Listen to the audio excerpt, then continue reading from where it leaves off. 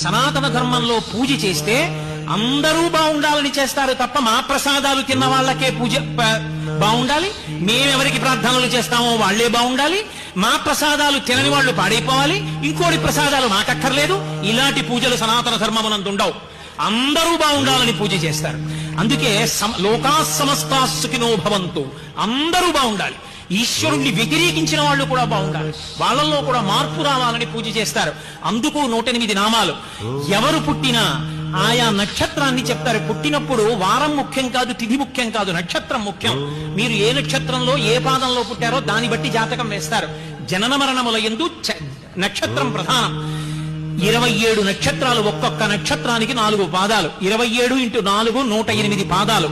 ఈ లోకంలో ఎక్కడ ఏ ప్రాణి పుట్టనివ్వండి, 4 కాళ్ళున్నది, 2 కాళ్ళున్నది ఎవరు పుట్టినా ఈ 27 × 4 108 నక్షత్ర పాదం